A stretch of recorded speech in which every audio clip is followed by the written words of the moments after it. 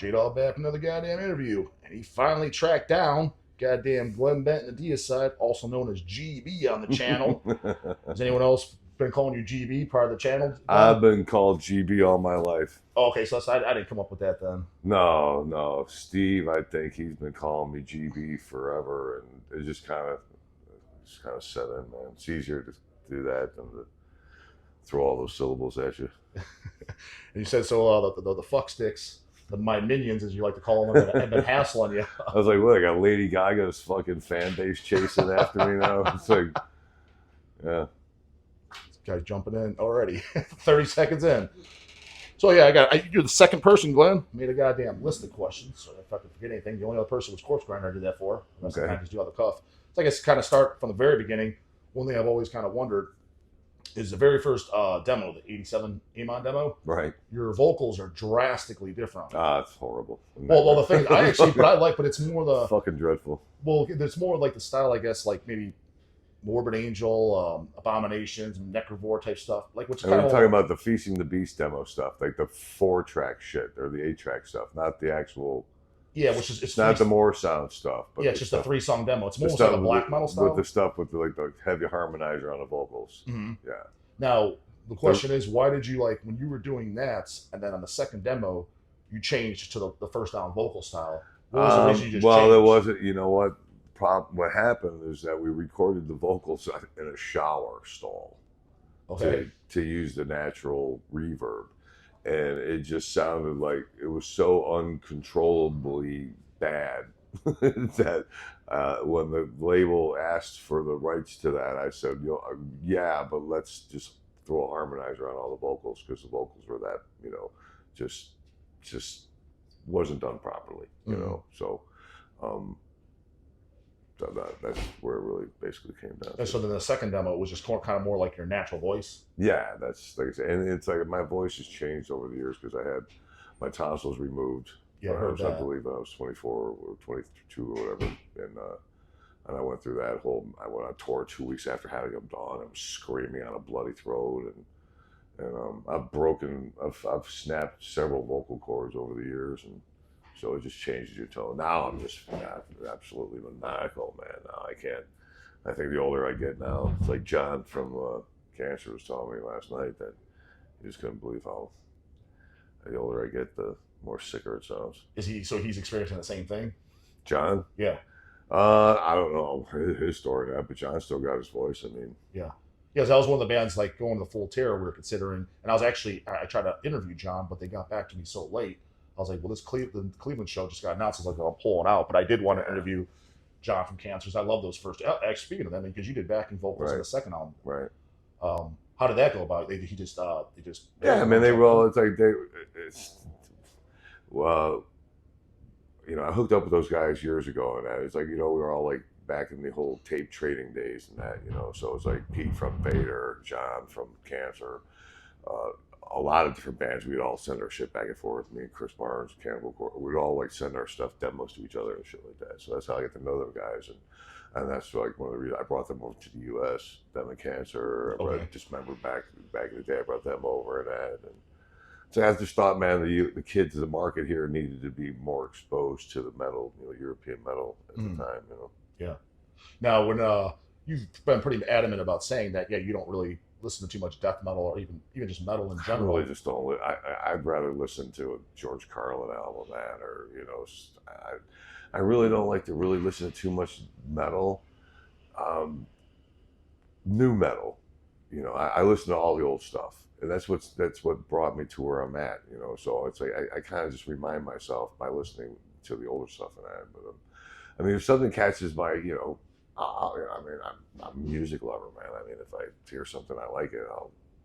No, but having said that, like at the time when you said, yeah, bringing over Cancer and shit like that, Right. during those times, I'm granted, I know you're buddies with them, but did you like the stuff like the Malevolent Oh yeah, Creations? man. Like, did you actually legitimately Yeah, like the man. music? We all. Yeah, I mean, I was into that stuff back then. I mean, I was going to we used to go to a record shop down in Dunedin, Florida called RTO, Record Tape Outlet, and Perry and Renee, the old folks that ran the place. It was all like underground metal, And I used to work at a Camelot Music when I was a kid too, and I used to get all the promotional shit that would walk through the door that my boss would be like, "You're not playing that in the store." Yeah.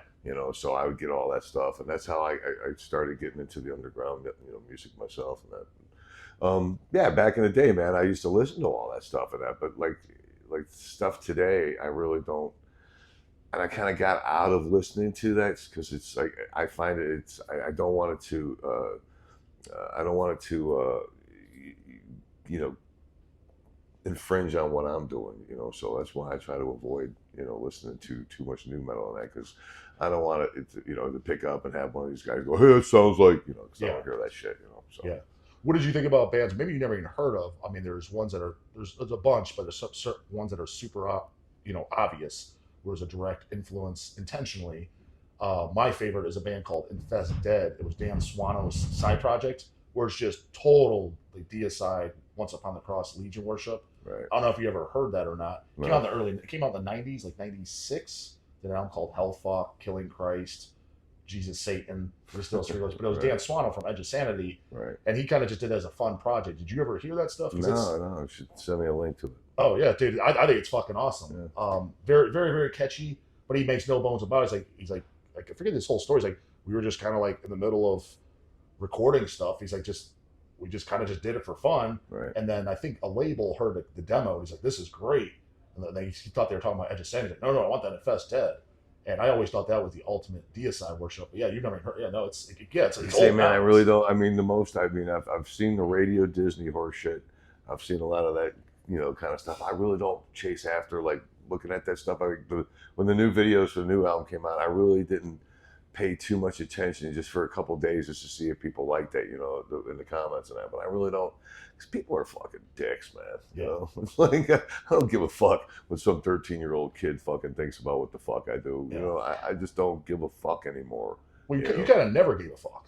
I've never given a fuck, but now that I'm an old fuck, I don't really give a fuck now. It's like the older you get, the more you don't give a fuck. I have to remind everybody around me, man. It's like you're sitting there like talking to me. It's like I'm just like, true.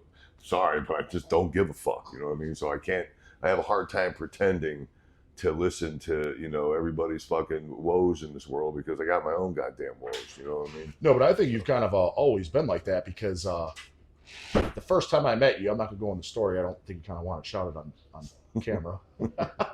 It was in 2001. You guys played Cleveland. It was Marduk opened up for you, and you were on the Incinerate Them tour. That's the first time I met you. I had you sign stuff. That Peabody's. Oh, it was at it was called the Blind Lemon at the time. Oh yeah. Now it's called the Foundry. It's still around. They still have shows. Right. And I met you outside and had you sign my CDs and stuff. I'm not going to get into details, but it's funny. But I don't know if you want to shout it on camera. But afterwards, I know there's some fans that might be like, let's say their idol or the guys they were influenced by, they didn't have a good experience. They're like, fuck that guy. Like, for any band. My experience, I walked away, I was like, it was fucking awesome. I was like, because Deicide was the only band, because I listened to all the death metal bands, the Cannibals, the Dismembers, Grave, Carnage, Unleash, all the stuff. But Deicide was the only death metal band, in my opinion, it felt legitimately hateful. And that's what when I met you, and you were kind of like standoffish, like, I was like, this guy's like the real deal. Like, he's like serious about it. Like, he hates everything. So I actually liked it. I was like, that was fucking great. Yeah, man. It's like people don't understand, man, that, when you come out here and you're doing this and that, it's like, it can't all be rainbows and butterflies, man. It's rainbows and blowjobs. It's like, I come out here and it can be grueling and shit. And like last night, it's like, I'm trying to get, I'm working, trying to get everybody set up and shit, and that chaos called that festival last night. It was chaos, and I'm sitting there trying to get everybody moving and getting everything set up, and it's like I got people just, stumbling back, wanting to do selfies and shit while I'm working, and it's like, I run a business, man. You know what I mean? And it's like, you can call it what you want, but I have to set people straight sometimes that step over the line. Mm-hmm. And I told these individuals that, I'm fucking working right now, and I appreciate it if you got the hell out of here. Well, so I'm not in the business of fucking crowd pleasing, man, and giving a fuck what, I just, you know, I mean, if you come at me and it's like I've only got 2 hours of fucking sleep in me, Yeah. and you come and you start fucking getting, you know, stepping over the line, I'll be the first one to check you, man. You know what I mean? I raised 2 fucking sons, man. You know what I mean? It's like I've had my share up there. You know what I mean? So I just have no patience for fucking dumb. No, what would you say is from a fan perspective? Say they're coming up to you, you're on the 2 hours. I don't mind anybody coming up to me and asking for an autograph or a selfie. So what's considered stepping over the line from a fan in your book? Sometimes people, you know, get a little too touchy. Okay. You know, like people smoking and like getting right in my face with it and stuff like that. I mean, come on, you know what I mean? I'm big on consideration. I mean, you wouldn't think this by looking at me, but I'm really huge on being considerate of others and that. And I want people to treat me like I would treat them, you know? And, you know, and I get exposed to famous people and that, and I don't turn into a total fucking moron, you know? Yeah. And I give people their space and I give them that respect. And that's all I ask. I mean, I'm not a fucking Disney character walking around the fucking park in a fucking suit. Yeah. You know, just come let your kids jump all over me, like, you know what I mean? So you were never dressed up as goddamn Mickey. Well, I don't, you know, like I say, so I mean, I just want people to, you know, be considerate and that, and take into consideration that, hey, I'm out here, we're exhausted, you know, we're van touring right now and that, and a lot of times it used to be like that. Well, you're a real person. You know? Yeah, man. I mean, I can say, I mean, I wouldn't go, you know, being, and it's like people can be disrespectful. They call me Uncle Glenn and shit like that. I'm not your fucking uncle, all right? And just people like saying things like that and trying to be snarky and cheeky and shit, whatever the fuck you want to call on that. And I'll be the first one to snatch you up, man. You know what I mean? Mm-hmm. So, and I've had to. Yeah. You know, people, I was in LA, this fucking punk, you know, grabbed a hold of me really hard and shoved a GoPro in my face. It's on YouTube. You can find it. I about damn near broke his fucking arm. Oh, I don't fucking play, man. I don't play. Yeah. And people need to understand that. I'm not here for you to make fun of and try to fucking belittle or make light of what I do in that. Because if you get too close, and I give everybody a warning. You know what I mean? If I'm not in a good mood, man, I'll let you know it. You know what I mean? But for the most part, you know, signing an autograph, taking a selfie, whatever, I don't mind. It's a pleasure, okay? The fans, you know what I mean? They deserve that much of me. Not charging them $65 for a signature and a picture. That's horse shit, okay? But if you come to me and you're respectful and you do it in a dignified manner, I'd love to do it. But if you come up to me acting a fool, I'm going to fucking check you, man. Mm-hmm. Now, you said you met famous people. I know of Ice-T. Doesn't he like Deicide Legion? Yeah. Who would you say is the most, maybe he is it, who would you say is the most famous person you have met? God, who I've met? Yeah. Fuck, man, I've met Tom Jones. I've met fucking everybody, man, you know. And is it because they listen to Deicide, or you just... No, I just run into people. Dude, I bump into people all the time. I was standing at a fucking airport in Dallas on the fucking payphone back when we had payphones. Yeah. And there was this guy standing next to me, and we both like turned around at the same time and looked at each other. It was Aaron Neville of the Neville Brothers. Mm-hmm. Super nice guy. I was like, hey, man, Mr. Neville, how you doing? I'm a big fan. And he gave me a signature, and it was, you know, respect, gained, you know, garnered respect. You know what I mean? When you come off like a fucking moron to people, you know, it's like, I wouldn't, you know, I don't blame, you know, anybody for being like that.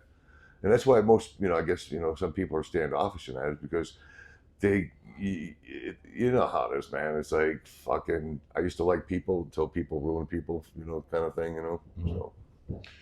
So, the cross in the forehead, I want to ask about, but you've already explained it. No, but I'm asking from a different angle, because a lot of these fucking JoJos that have interviewed you in the past, they kind of like gloss over it. So you kind of didn't like ask. Like, my question is, so during the early 90s, there was obviously, you correct me if I'm wrong, it seemed like there was competition with death metal and black metal. The death metal, who could be the most extreme, most over top, the fastest, the heaviest, the sickest, the most satanic. And then you had the whole, you know, the Norway thing going on, you know, Euronymous writing that letter about napalm death, Deicide. It seemed like there was a slight competition. Maybe I'm right, maybe I'm wrong. With the cross in the forehead, that's not something like, that's a pretty extreme thing to do in a cool way, I agree. But you don't just kind of like wake up one day and be like, hey, I'm going to burn a cross on my forehead. Oh, man, it was procrastinate. Well, your reason, was it for kind of like, did you also do it as a business move? Or was it like... No, it was, for me, it was all personal, man. Just like personal, like, because you just hated it. I always wanted I just thought it would be, I thought it would be cool. I don't know. And I What was I the did it several official date times. you did? It was really, I mean, back when I was doing it, man, it was quite terrifying, man. Like Yeah. the day or two after I did it, it was, I go shop and I go out in public and it was like fucking people were just,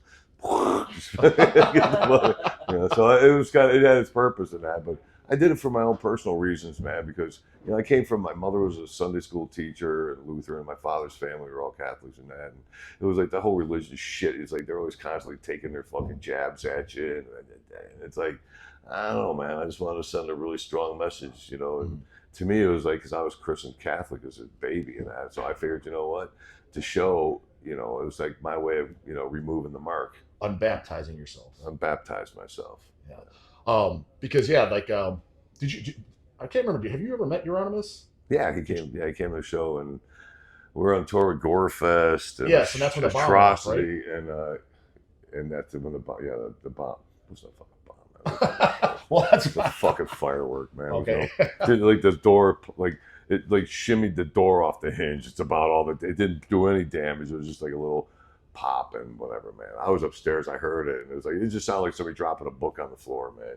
Oh, okay. In a hallway, like the echo, But I went down there and to see what happened. It was like the door kind of the bottom of the hinge kind of shimmy, like cockeyed off the door. Yeah. So I don't know what they put there, or whatever. But I mean, nobody knows who it was. We were getting threats from the Animal Militia and some other fucking places at the time. So it wasn't the black metal kids. I can tell you that right now, because Euronymous, I mean, he came when I met him and that he's like, he was telling me how they were cool with us and that because of what we do and everything and that, but they had a problem with the other bands on the bill and that. And I said, well, it'd be best for everybody that nothing stupid happens, because then I have to start kicking the shit out of all you. Yeah. So yeah, I just found that. I mean, you've obviously seen the letter after their singer Dead killed himself. Who? The singer Dead from Mayhem, the original singer, he killed himself in '91. It's yeah, that suicide photo. yeah. But then there's that letter written by Euronymous, which I'm sure was hype. Like I said, probably competition, and he specifically mentions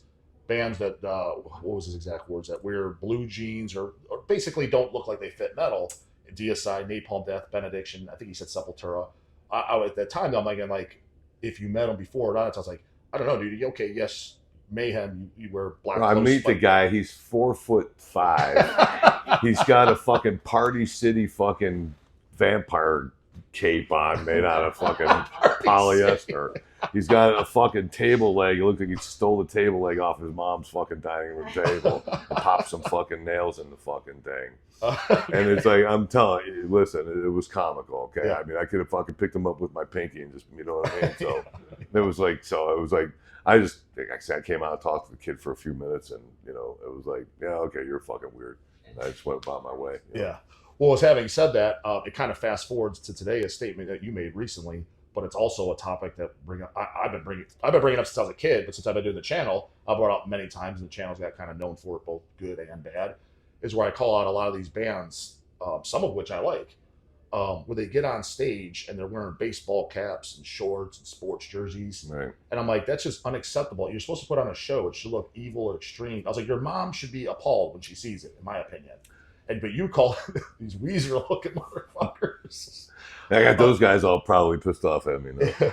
But having said that, so I mean, do you slightly agree that a band should have if you're in a death metal band or an extreme metal band, yeah. you should have some type of image, right? Well, man, it's like, I grew up, the guys like Dio and Ozzy and, Lemmy and all these guys that I grew up, they put some effort into it, man. And nowadays, these kids don't want to put any effort in. It's probably because they don't make any goddamn money doing it. You know what I mean? Everybody, what the fuck should I do this for? I'm only going to get fucking $35, so yeah. There could be a little bit of that. I can't speak for everybody on that. I can say that I have a thing in the band that, it's like, for the exception of Steve, because he's back there, you can't really see what the fuck he's wearing anyways. Yeah. But, it's like black clothing, man. I mean, you can at least all wear black clothing, and don't advertise somebody's shitty band, and don't advertise, some fucking guitar company, or don't, it's like, it's not an opportunity for you to make a billboard of yourself. Plain black shirt, whatever you want, jewelry, whatever the fuck. But that's always been the thing, man. At least keep that, okay? It's like now that I'm getting back into shape and that, so I'll probably break out some armor and do some armor shows here too. So I thought that was awesome. Yeah, so I'm gonna probably do that shit. But it's like I like to do that stuff where it's like I don't want to come out and do it every day. I have to put the jumpsuit on, the fucking clown mask. I don't want to fuck. You know what I mean? I don't want to do that. I want to come out like every once in a while when you're not fucking expecting it, come out of nowhere with the armor and shit. That's the shock value of it. I mean, when you can go see that every day, it loses its value. I can see that. I can see that. Yeah. So because you're desensitized to it. Yeah. So when I do it, I like to do it when nobody's fucking watching and when they don't expect it and they come out because it has more effect.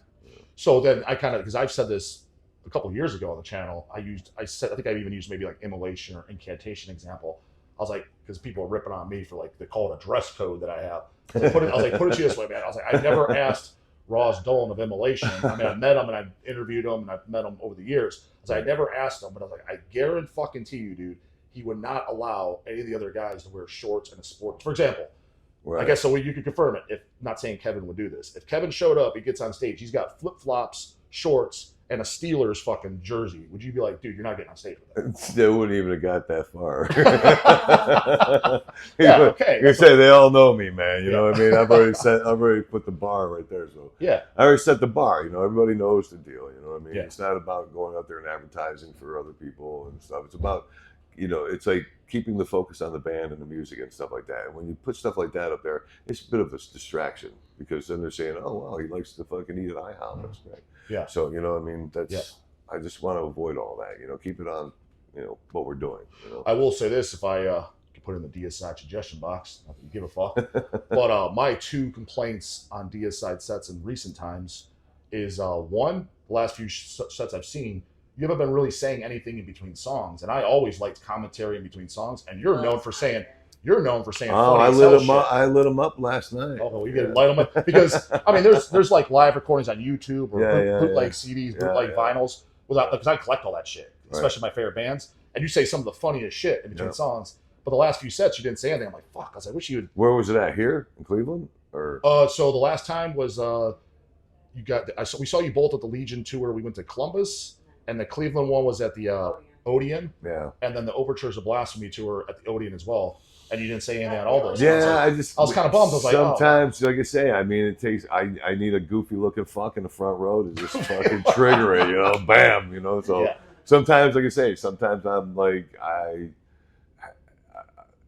mean, in all honesty, I mean, sometimes I treat it like a job, man. I'm not up there, and it's like a lot of it stems from like playing in Europe and that. Because a lot of times they don't even understand what the fuck you're saying, South American shit like that. So get up there and like talk a bunch of shit, and they're all going, "What the fuck is this?"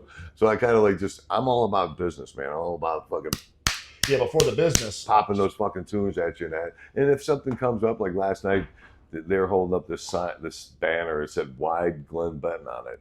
And I was just immediately like, what are you fucking making fun of my fat ass? So I mean, let's just start. And then from that, I had everybody laughing. Yeah. And when we were in England on the Bloodstock, and like I say, man, it's fun when you can make 20,000 people fucking laugh at once. Yeah, it's fun. Yeah, so I enjoy that. What I think from as far as the band goes, like. Because especially, I'm sure as you noticed, as the years go by, you get younger fans. Like for example, tonight there will be at least somebody that's never seen Deicide before, right. And maybe they never heard Deicide. Maybe they're just getting the death metal, and like, oh, I heard about this death metal band, and their friends coming. Something that's said in between, because some of the songs can blur together for anyone for the first time on death metal. If you say something, I think it sometimes catches the ear. I remember it's completely off, like has nothing to do with anything, but it stuck in my mind. I was a kid when Incantation played. Vincent Crowley, Vincent Crowley, he filled in for vocals for them, and just something little like this. I remember for the song "Blasphemy," you just said, "This is all about this next song's about that piece of shit, Jesus Christ," and I just thought that was funny, just because somebody like, especially if they're not in death metal and they're dragged along, like my mom or something, they'll be like, they're like offended. I always like that. So my other thing is too is. Deicide now, especially the early albums you consider classics, the only one you haven't that you kind of leave off is Serpents of Light, which is actually my favorite record. Dude, I love that album. But I've been doing songs live. I'm like, how the fuck can you not do at least one song? We recently just cut Serpents out of the set, and it's like kills me. I mean, Blame It on God, but all those songs. I love them songs, man. That's the first Deicide record I heard. And specifically, it was actually on my list of questions asked, it was really on that record to where your lyrics kind of switched. It started a little bit on Once Upon the Cross, because the first two it's just blatantly satanic. Right. But actually, I mean, I'm sure you know, but obviously I know if a lot of fans put together, on Surface of the Light, you only use the word Satan once. Right. And it's God is the reason that Satan exists. Right. I thought those lyrics were the best lyrics ever Right. for just attacking Christianity, because it was done in an intelligent, Well, but you a know funny what? way. That record, I wrote that record about you know, my best friend Vinny Civitano from the drummer Demolition Hammer died. Oh, it was about, you said a friend in there. I didn't know it was about him though. Yeah, that record, I wrote that record all about, you know, like blaming on God. I mean, that song is directly about, you know, who I blame for taking him away from us, you know. So I mean, that album has some deep shit for me. Is there because I'm curious, like again, that's one of my top 3-5 favorite records of all time. Mm-hmm. Is there anything like songs like I Am No One? Is there anything else like a fan wouldn't know that you could say? Bastard of Christ is pretty sure. That's my favorite. That's my favorite song. You know of all time, what? Misery Bastard of loves Christ. company, man. When it comes to writing lyrics, you know, and I say, man, like the new one, you know what I mean? It's like you just kind of like over all the years. I mean, you've done it. People ask me like, how can you?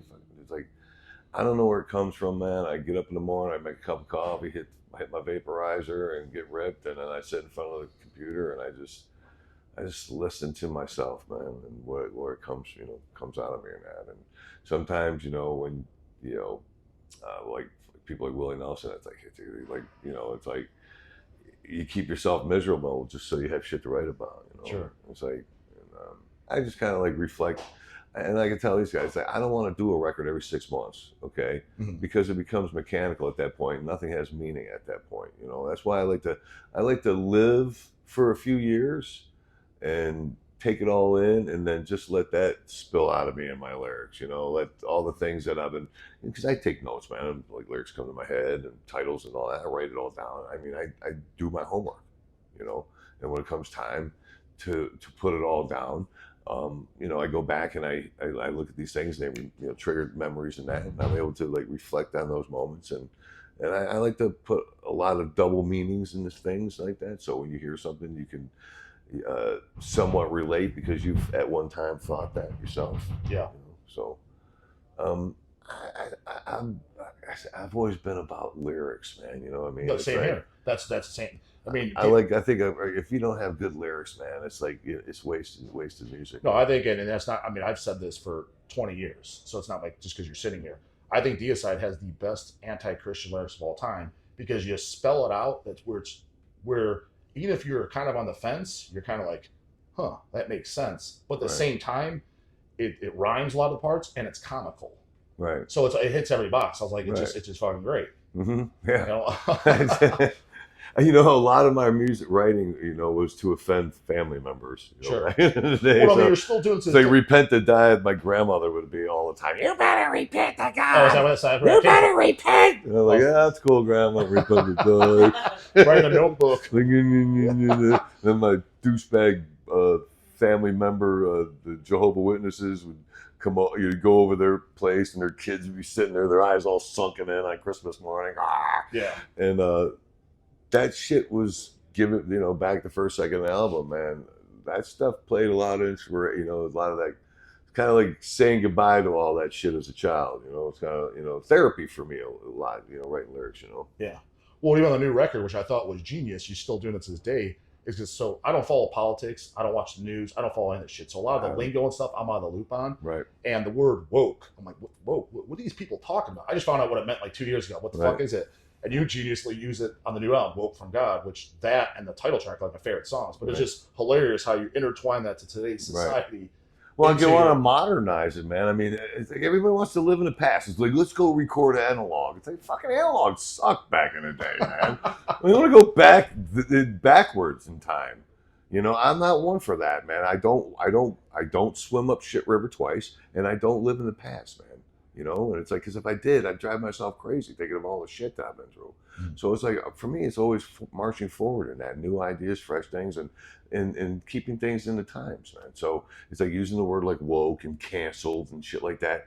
These are their terms that they're using today. And what I'm doing is basically making it more, you can relate to it. Sure, the younger generation can relate to it. I was surprised you have a song called "Cancel Christ." I just thought Well, We've already been there. Okay.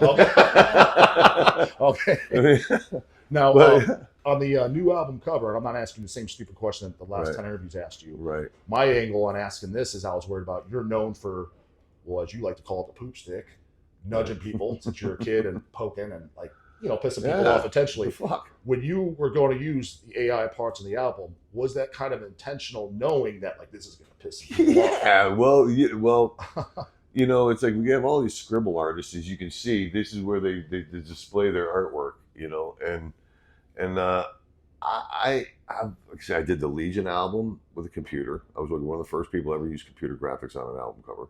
Okay, cost a lot of money back then to create those out. The Legion album cover, the exploding trifixion and the front of the album cover, and that was like $5,000, man, back then. That was a lot of money back in the fucking early 90s. Yeah. So, and then I did Incinerate 'em, which was a computer graphic image that I created. Oh, is it? Okay. Yeah. So it's like I've used computers before, man. It's like I just don't like. I think like the greats, man. You know what I mean? I don't think like these shitheads today. And I think like the fucking the Zeppelins and the Beatles and the Stones and the fucking greats. Okay, the Doors and shit. I think of all the bands that made an impact on me, and they didn't just do the same fucking thing. No offense to bands that use the same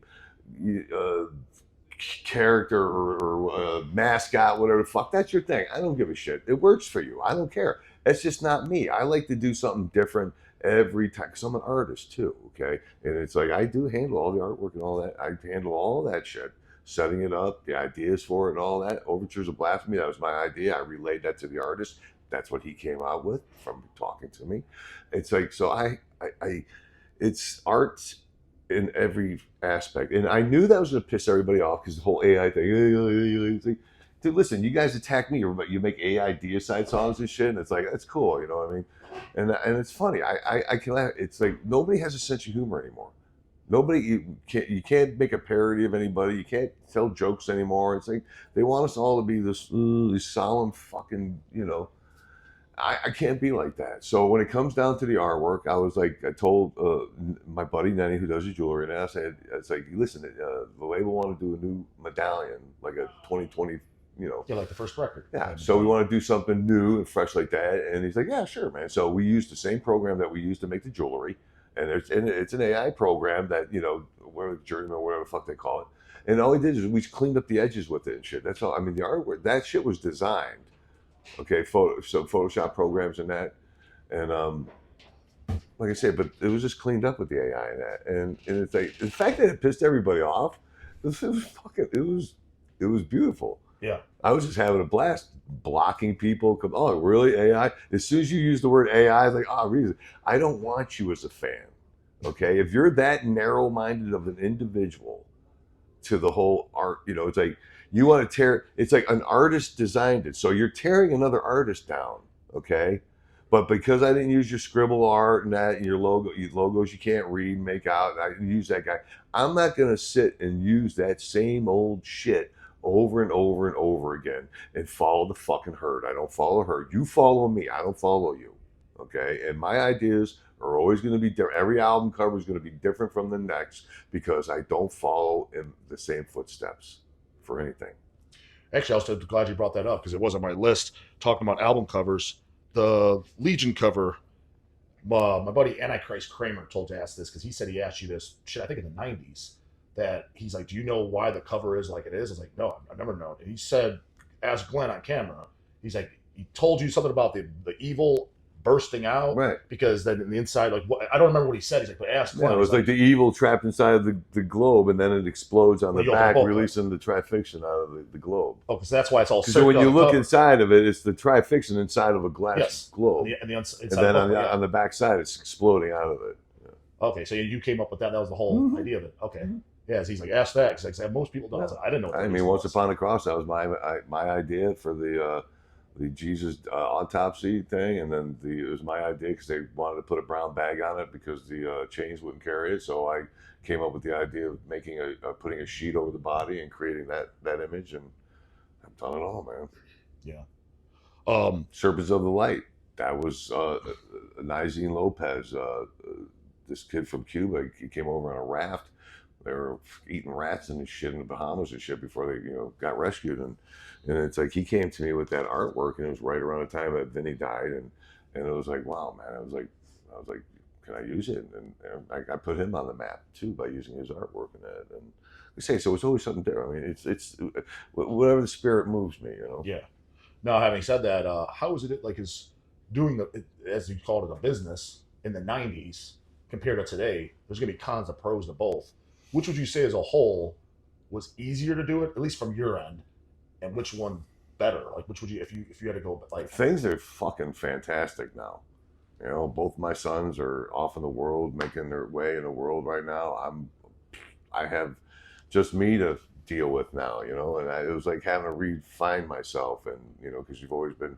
The difference is that back then it was a job because I had to pay my bills and take care of my children and be a father and be responsible, and that's what made this more of a job. Mm-hmm. Now it's just these guys I make them worry every day because I'm just capable of fucking anything anymore now because I just don't give a fuck. You know what I mean? And it's like I've never been to jail.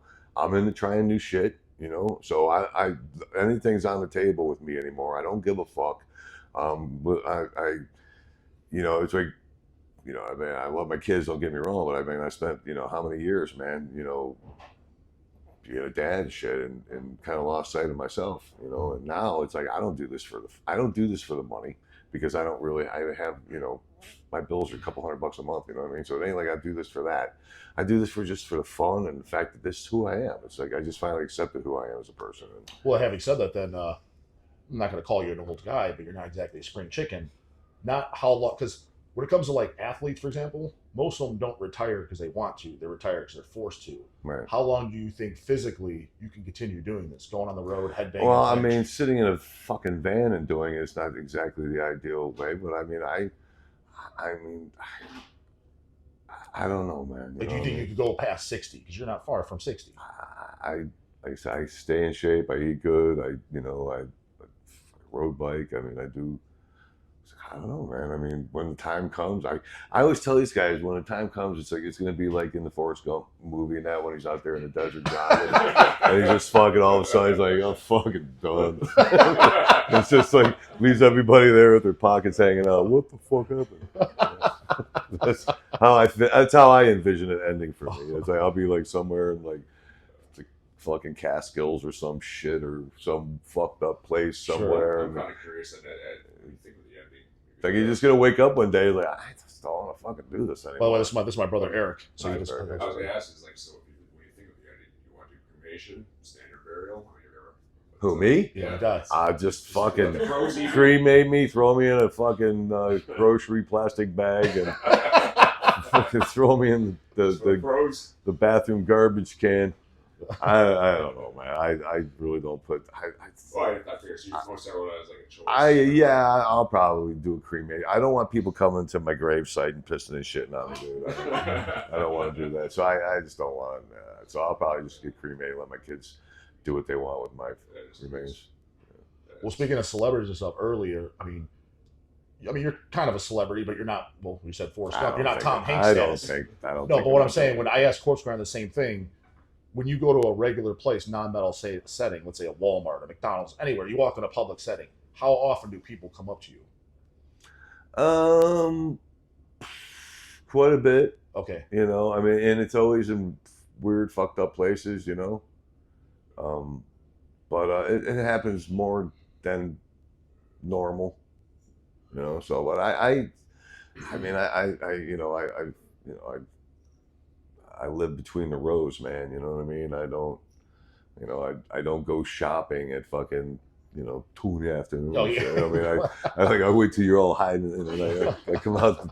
They're all in their houses now. And I come out, Yeah. So I don't really, I don't know, man. I do get, in the weirdest places, usually mostly airports, man. I mean, there are a lot of times in airports and that, but it's, say when they see you all together, as a unit, the band and everything, you get more noticed like that than other than me because I usually just put glasses and a hat on. I just, I go about my shit. Have you ever got hassled by customs just because who you are, everything over the years? No. Steve, they like to fuck with Steve. Oh, do they? Oh yeah, because Steve. I'll ask him about Steve, that. yeah, yes, he loves customs. Okay. So everybody likes to ask about your favorite record, shit like this, and everybody's like, "Oh, well, I like them all." But if you got a gun held to your head, which album do you like the least in your catalog? Mine? Yeah. Because I like every Deicide album. And I give the Deicide I would ranking, say but my that least I favorite- would say, if I had to pick one thing, I would say the first thing we started talking about, that demo, that early 8-track. Actually, I think that demo's great. I fucking hate that, man. Oh, I really? can't even listen to it. Oh, really? It just was sounds like- so evil. And I've got versions of it without the harmonizer on, and it's not bad. It's not really So you bad. should I release wish that I kind of would shit. have. I kind of wish I would have put out both fucking versions. Well, if you still have the I'm glad we brought that Roadrunner up. have them, I believe. Yeah.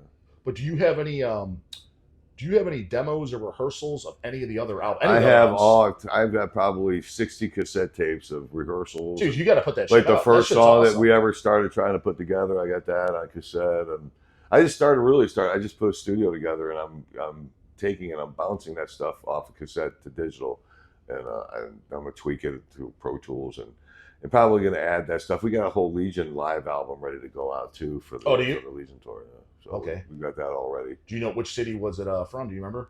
We picked songs from all over. Oh, did they just yeah, play the it back? best ones from all over the place. And do you say jack shit on those in between songs? Probably. Yes, I was going to tell you, you guys do need another new live album. I mean, when Satan Lives, I mean, that's 98, 99. Yeah. It was on the Surface of Light tour. So Yeah, it's we're been- playing a House of Blues on the same place we recorded that on this tour Okay. in Chicago. Yeah. Okay. Got a random question when you were talking about just the different times in life.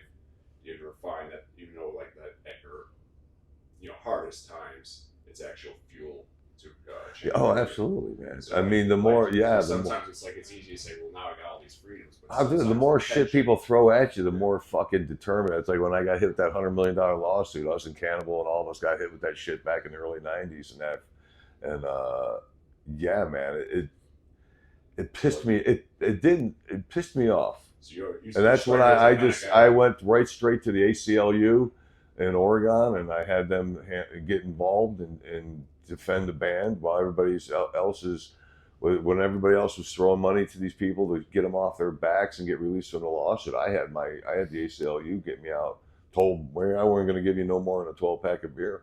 Fuck off. And you find that like a lot of times, like that moment or that stress, I was able to turn this Pushes me all the way. Yeah, man. Because like I say, man, Keeps the fire growing up, I mean, I got ridiculed and by family and just like most kids, it's like they want to shit all over your dreams and shit. And and that's what motivated me to, it's like, I'm going to shove this straight up your ass. And I did. I got a lot of satisfaction being able to do that to people in my family and friends and shit that, were naysayers and it's like that first record, man, it's a huge accomplishment for anybody. And then to be 13 albums, into this, two with Vital. And Well, let me ask you this, actually. Then, actually, I wasn't thinking about that. And this is no shade on other bands. Like, I'll say Love and Creation, which I'm a big fan of. I like it on my record, too. Why do you think, I mean, granted, Cannibal did as well as Morbid Angel. For years, I always said, and I think it was just facts, the three biggest death metal bands are Cannibal Corpse, Deicide, Morbid Angel. Why do you think, you put your first album out in 1990, and so did a lot of them. Why did you make it so much further past, like, let's just use Love and Creation example. Why did you blow past them in popularity so far? Because I could see bands that, like, we did a record, we broke up, we came back 20 years. Yeah, no shit, you're fucking around. But bands that stayed consistent, they didn't put out a fucking keyboard record with female vocals or something stupid as shit. They stayed consistent, true to their word, Malevolent, and a bunch of others. Mm-hmm. Why do you think in popularity you did blow past them? You just flat out did. It's not a shade. No, It's man, I no offense to anybody or to diminish anybody's work or whatever that, but I think I bring a little bit I'm all about hooks. Mhm. And I'm all about tasteful melody lyrics that that have a hook to the lyrics too as well in that. So I create a lot of hooks in that, and I focus on that. And I think a lot of the fans, the longtime fans, they know what me and Steve have been through, over the years and shit, having to rebuild the brand and having to deal with this fucking pain in the ass and that fucking pain in the ass. And it's like, I've always been the hatchet guy I fucking hated, man. And it's like, we're finally at a place now where it's like, yeah, we were hanging out with somebody the other day, like, wow, I can't believe you guys all hang out as a band and shit. It's like, I wish we could do that. It's like, hey, man, you guys could if you're friends, you know what I mean? Yeah. We're all friends. That's a great thing. It's like, we've never had a ill word between the four of us. And That's a great thing to be in a situation like that now. That's Yeah. why I was ready to give this shit up back when those two idiots were in the band. I was at the end of my shit with that. I was ready to walk away from all this because I just didn't want to do it anymore. Yes, I remember when It that was happened. miserable, man. I remember when that happened. It was kind of shocking. You myself, like, oh, fuck. That was miserable Yeah. shit, dude. So, I that's why I started doing the Vital thing and that, because I was just ready to walk out of this thing and be done with it, because they just made it so miserable for me and Steve. And Do you think you would ever do another band? Because I thought those Vital Remains albums were great. No, do you think you'd ever do a side band just for fun? Nah, I kick it around sometimes, doing some, more catchier stuff and that. And it's like, and I get people all the time. I probably got answered that fucking question 30 times during this press for this album. It's like, can I, would I sing about something else besides what I do? And it's like, I'm just not interested in doing that. I don't want to tarnish who I am singing love songs and writing about. No, I don't think you should. But would you ever consider? bullshit. Would you ever consider attacking the other religions? Would that ever? I just don't think, it's like, it's just not me. And I don't know, and I don't know. Look, I speak from experience because, like I say, I grew up with a fucking Sunday school, the whole Christianity thing and that. So I really don't know enough to be fucking putting down other people's religion. But I do say this, I lump it all in. So when I say God, I'm talking about all your guys. When I talk about Jesus, I'm talking about all your messiahs. I'm talking about all of you guys all wrapped in. Kevin's got a question for the boss. Sound check? Yeah, we're about done. I got it. Yeah. Well, I'll end it off here, Glenn. Is a funny one. I heard you say this in a written interview that I read years ago. I don't know if you're joking or you're serious. But do you still answer the door with your pants down? No. You said something about the Jehovah's Witness. Like, how I handle that. I just answer the door with my pants down. You know what I have now? I have one of those illuminated those hand things. I put it in my front window of my house, and when they come up, I light it up. So they go to walk into my yard. They go walking past the house, or I put the fucking horns up, and I got a fucking 1,700-pound gargoyle standing by my front door, and that. So they feel the need to come and express their fucking displeasure in my choice in fucking yard fucking decorations. Yeah. That's the whole neighborhood now. Well, yeah. Well, I'll end it off there. Appreciate your time, Glenn. And now these fucking minions can shut the fuck up. Yeah, man, leave me alone. Yeah. Later, What's the goddamn matter it. with you?